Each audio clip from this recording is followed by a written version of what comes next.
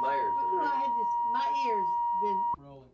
Okay, now you're just trying to get up your energy again, and you're talking about seeing Roosevelt. He rolled out and.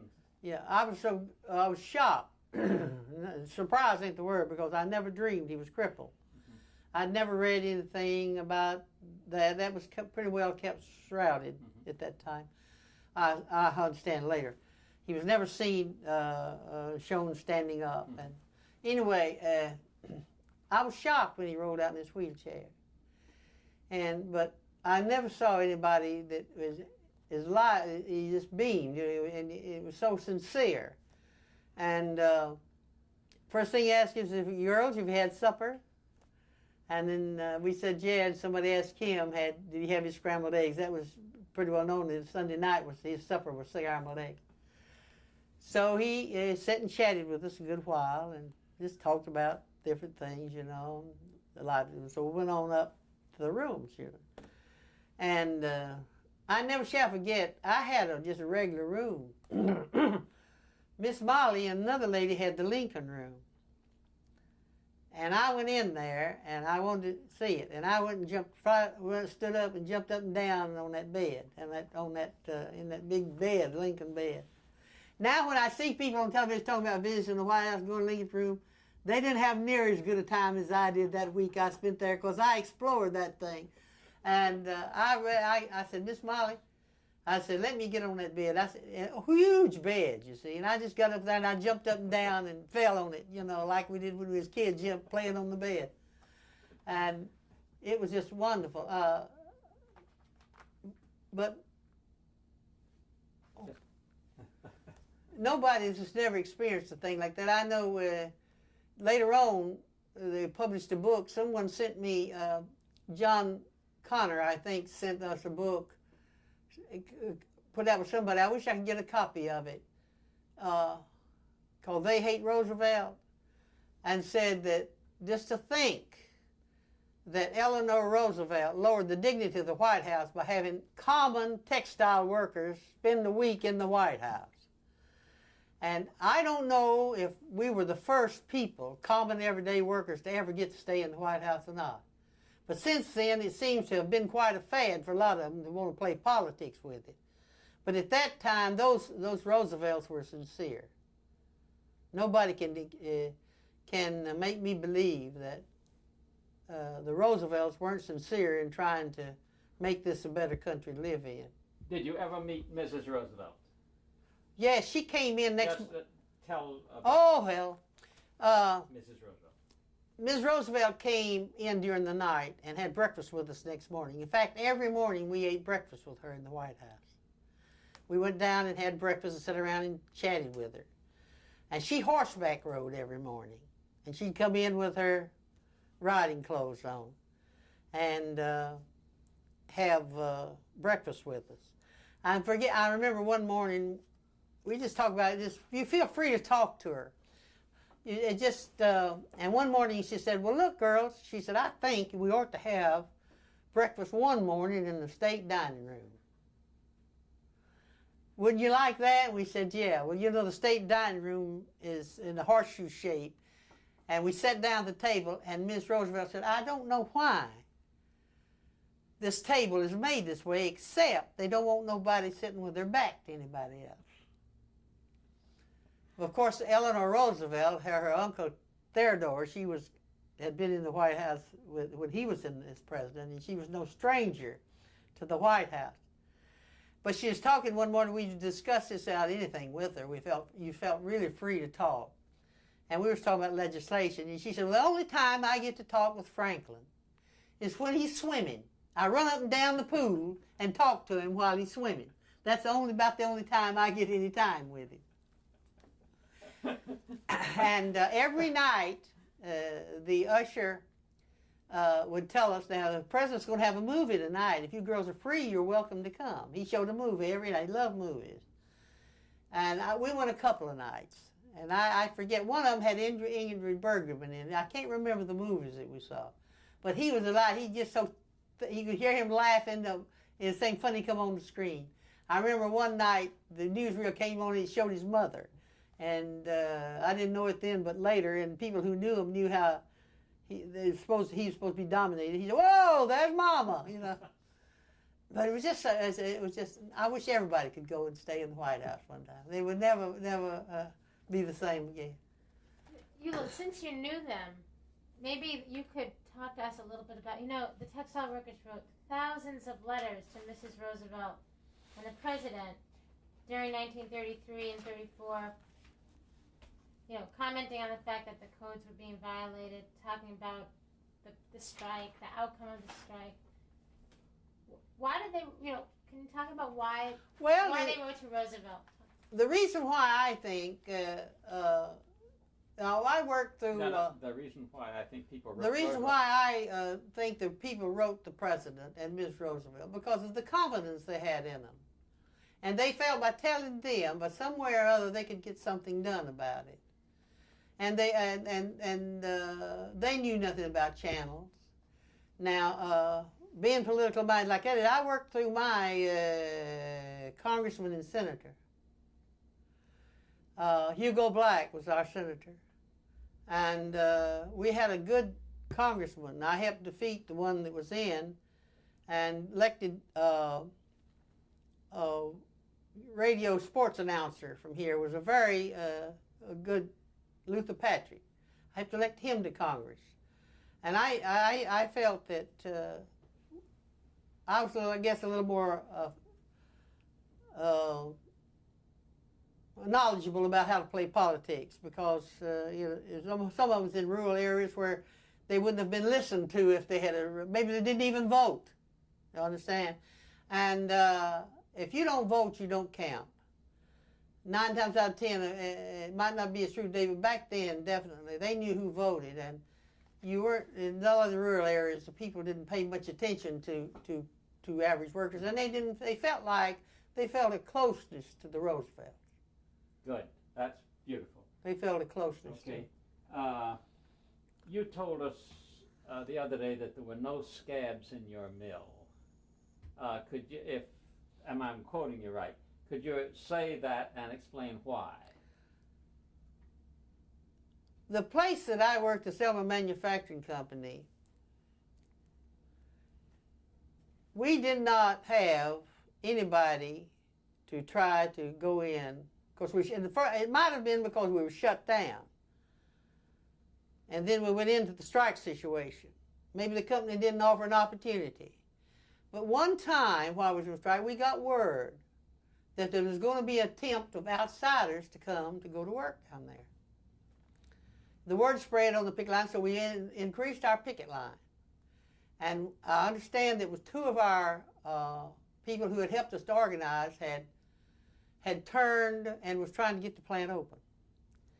And I remember one young man whose father was one of the ones. And he came up and he says, "I can't hit my father, but y'all get him and I'll get somebody else." And he had tears in his eyes. Well, the truckload of people showed up. They were standing up in a big open truck like you hauled cattle in. But when they saw our massive picket line, they didn't dare come in. So they didn't try to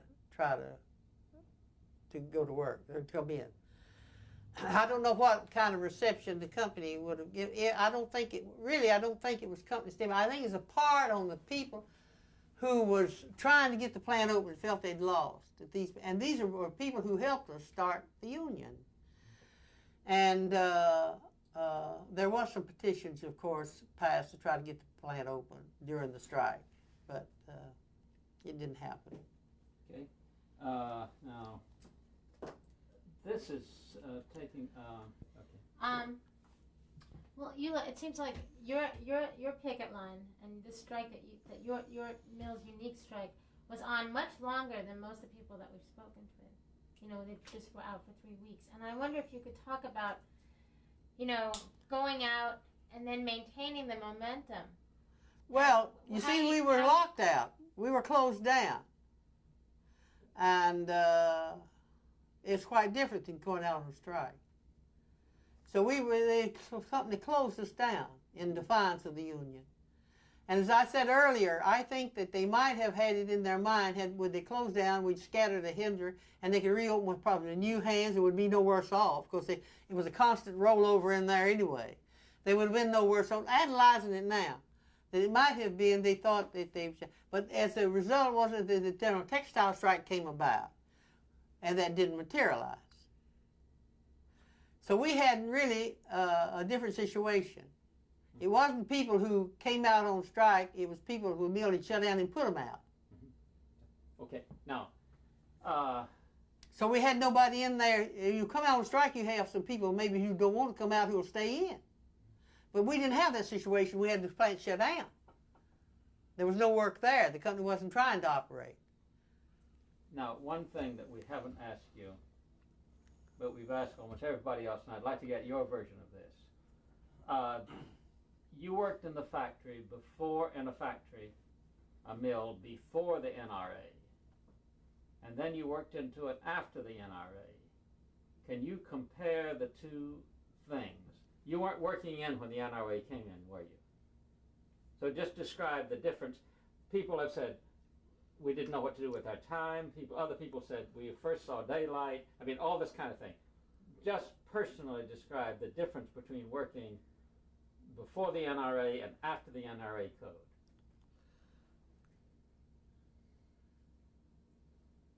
It was common, everybody worked 10, 12 hours a day. It was historical. I think it was back even in the 30s that the government workers got the 8-hour day. 12 hours a day was just the way people worked. I mean, it was common. So you worked and you went home. You had no recreation time, no other time. If you made money, you couldn't spend it because you wasn't able. I remember I worked 12 hours a night. All day Saturday, I laid around the house. I didn't have no energy. I might, if I happened to have a quarter to go to a movie, I'd walk over the hill to the local neighborhood theater to a movie. Because you didn't have the money for spending for recreation. We made our own recreation and our own, we'd have community dances and we'd play music. But when the first shift that I worked 8 hours a day, and I went into work at 2 in the afternoon. I'd been going in at 6 at night, working at 6 in the morning. And I went in 2 in the afternoon, and I got up at 10. I said, man, this is a breeze. It didn't seem like I'd worked at all. To have 4 hours a day cut off of your time. Do you know what I did with my extra time? Ruth, this friend of mine, worked the first shift. She worked 6 to 2. And she would meet me with a couple of guys at 10 o'clock, and we'd go nightclubbing until 1 or 2 o'clock in the morning. That's the way I spent my extra time. I had never done that before in my whole life, been able to have any fun. Ruth would meet me at the plant gate at 10 o'clock. And, of course, she had it rough getting up and going to work 6 in the morning because she had to ride the streetcar that hour and a half, too. But just about every night, we went nightclubbing until about midnight or 12 o'clock. Because I had it fine. I could sleep till the next afternoon. But I had a good time. That was the best days of my life. I mean, we had fun. Had no money, but we had fun. We'd buy hamburgers for 2 for 15 cents. And beer at 10 cents a bottle. And we'd get a sack of hamburgers and a bottle of beer and our guitar and go out and turn the car lights on in the park and sit there and sing and play the guitar and eat our hamburgers and drink our beer. And back then, by the way, most of the guys didn't make money. Us girls put up our 50 cents too. It was a community affair. Or we'd go to a nightclub. You'd play the jukebox. We had a lot of live music. They had a place out here at Rose Hill. We went a lot, right out here, near here. Rose Hill nightclub had live music. You didn't pay to go in. You pitched the musicians' donation. They played for whatever they could collect. It was a nice place right out here or near here on Rose Hill. In fact, it didn't close down until, I guess, back in the early 60s when they built that highway through there and closed it down. It was a nice club out there. Now, that was so different from what people tell us in Noonan, for example, at East Noonan, where they lived in a cotton mill village, and if you drank, if you did anything like that, they'd make you leave. That's right. The company in company villages, almost universal. The only one I know anything about was the Dwight, and that was as a child. Was I left there, I was about just really getting grown. But I can remember how the company, they'd come around and inspect your house, and you had to be clean or move up on Bailey Hill, and you had to conduct yourself in the way they wanted you to, My dad always said he'd never live in a company house or trade at the commissary because he wanted to be able to spend his money where he wanted to. But most of the people, I knew people in the cotton mill, at Dwight Mill, when I worked there, that about a year that I worked there, I knew men in that plant that never drew a penny in their pay. They had to owe the company store because they'd always borrow money on their paycheck or they'd check it out. We call it googaloo. Some of them call it clacker. And they'd sell it to get money. They'd sell it 10 cents on the dollar. They'd get, you get 90 cents for a dollar's worth of clacker. And then people could go to the company store and spend it. I know people that never drew any paycheck and never drew any money in their paycheck. It was always in debt for the company because they lived in the company house, trade the company store. And things were very high in the company store. Very high. I trade the drugstore, the company owned the drugstore. And I knew people that never drew any money. Never saw, unless they wouldn't draw some clacker and traded it for the money out on the street. How did the young mothers, nurse their babies if they were working in the mill? During the time that I was going to school at Dwight Mill and passing the mill to go to work, the children at home, the bigger children, would take care of the little children. And they were very lax about school. They weren't as make children go to school like they should. Those children would bring the nursing babies up to the mill, and the company would let the mothers go out and sit down on the lawn and nurse the children in the morning and in the afternoon at certain times. And I noticed that in passing the mill going to school. But a lot of these children couldn't go to school. They had to stay and take care of their younger brothers and sisters at home. Now, we've heard a lot about the fact that when the NRA came in, and there was the 8-hour day and so forth, there was something called the stretch-out came in. Do you recall that? How well. During the time that I was working, I worked in the mill there this summer. And I went back in around 1927, something like that.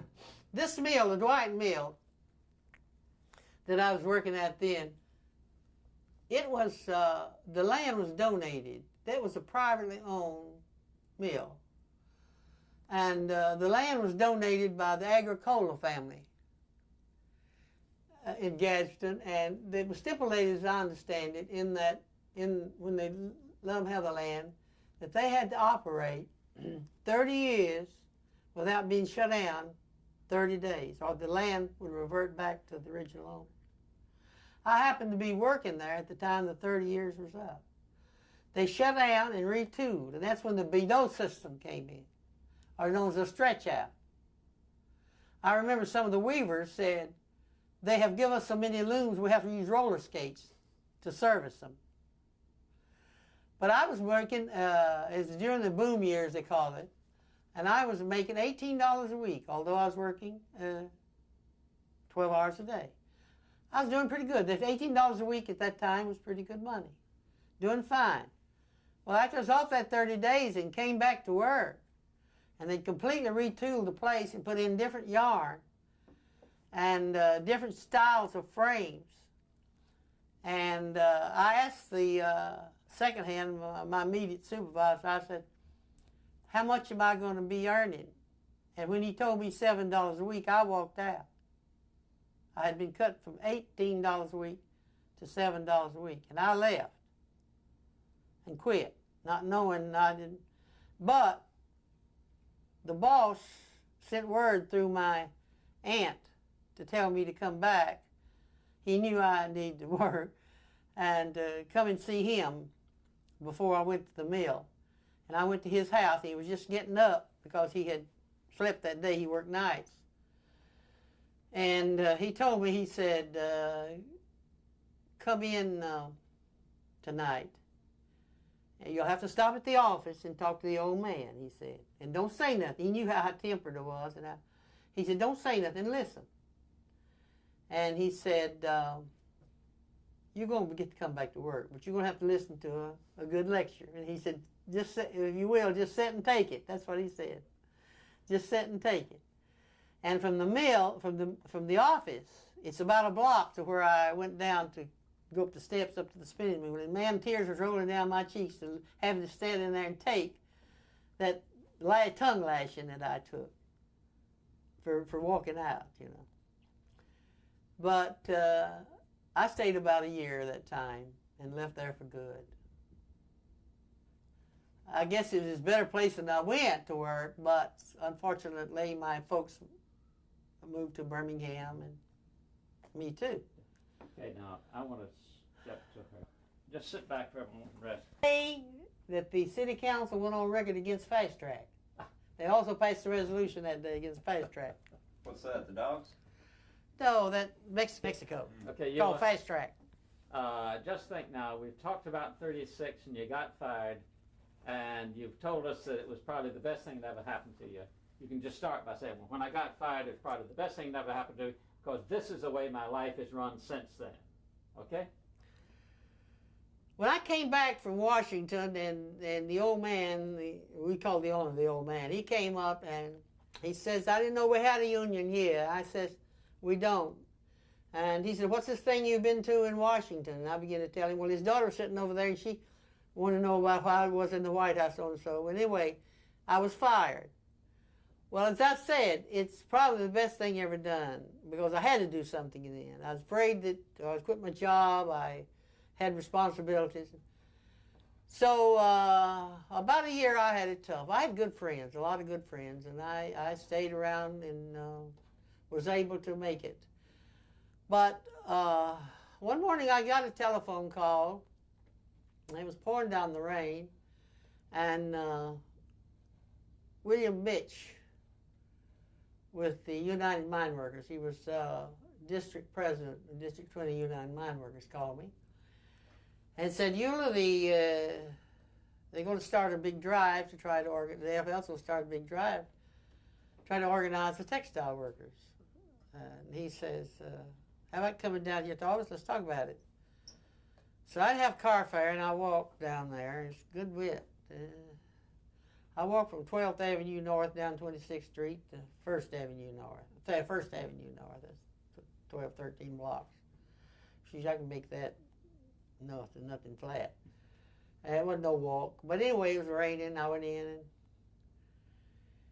he said, why don't you apply? He again told me that they was going to put on staff, and he said, why don't you apply for a job? And I said, well, I don't know if I can do it or not. And he said, what in the hell do you think you've been doing? Because I'd been a volunteer organizer and chairman of the Union Labor Committee of the Birmingham Trades and Labor Council. So he had his secretary write a letter. And Franz Daniel was heading up the drive in Atlanta, and he had me come over. First time I'd ever been to Atlanta in my life. And I went over to Atlanta and went on the staff as TWOC, Textile Workers Organized Committee, headed up by Sidney Hillman of the Amalgamated Clothing Workers. And my first attempt, I went to the Avondale Mills. Of course, I got nowhere. And then I went to Memphis, which was a hotbed. Then the union was really fighting. Ed Crump, who was political boss in Memphis, Tennessee at that time. The automobile workers in there trying to organize Ford, and rubber workers in there trying to organize Firestone. And we didn't have much of interest in there. We had to work in there out to Jackson, the mill in Jackson in Dyersburg, but we stayed in Memphis. Had a little cap factory there in Memphis. International Lady Garment Workers had a campaign, and there was a dress factory. But they didn't seem to bother us as bad as they were after the auto workers and the rubber workers organizers. But I stayed up there a while, and Homer Welch was up there too. And then we came back to Alabama. We never did get much of organizing around here. Actually, I don't think, looking back now, there was much planning done. It was pretty well, you hear your own staff, get out and see what you can do. And I worked about a year, and then they reduced the staff, and Homer and I got laid off. Again, I was without a job, and went back to the same old 76, doing the same thing, volunteer organizing. Meeting every morning downtown, 10 o'clock, me and Bertie would meet, and we'd pick us out a place to go try to organize. We organized a group of 100 people that doing alteration in these department stores. You buy a suit, you get do alterations. Journeyman tailors. Some of them were journeyman tailors, some of them just alteration workers.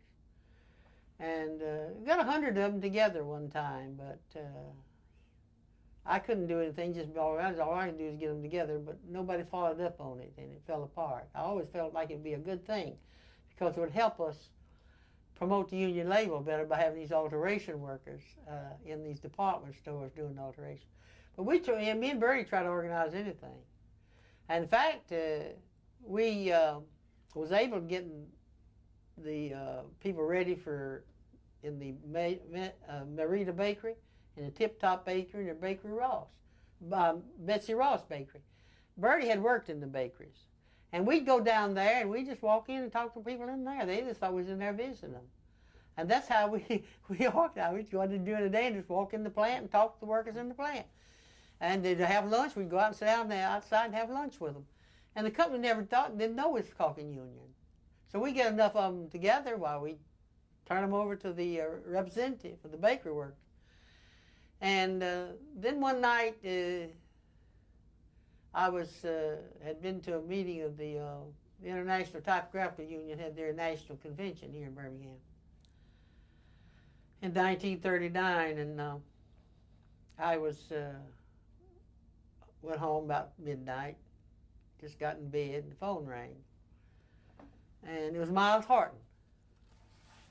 And Miles said, "What are you doing, Eula?" I said, "Well, I just got home." I said, "I just left the hotel and got home, got in bed." He said, "Well, get up and come back down here." He said, "Somebody down here wants to talk to you." So Clyde Mills, who had been hired by Hillman as he was started to organize then in the clothing industry in the South, and he had hired Clyde Mills of the Typographical Union as Southern director. And Clyde was in here and looking for me, and Miles knew me. So Miles called me, and I went down. I met Clyde Mills and went on staff of the Amalgamated. Now, I knew about the Amalgamated before because there's an old journeyman tailor here, Mr. Mueller, who owned a tailor shop over Joy Young's restaurant. I used to spend a lot of time in there talking to him when I was trying to organize the journeyman tailors. He was a member, and they had just recently merged with the Amalgamated. And he was telling me about Hillman. He's the one who told me all about Hillman, the Amalgamated, and what a great union it was and what it had done for the clothing industry. And I was so happy, and I worked for him for 44 years as a staff. I don't say working for him. I represented the workers. That's the way I like to think. I didn't work for the union. I was representing the workers, doing the things I had been doing without pay and getting paid for it. And I'd like to tell something. The arrow work, my first assignment, I found it to be quite difficult.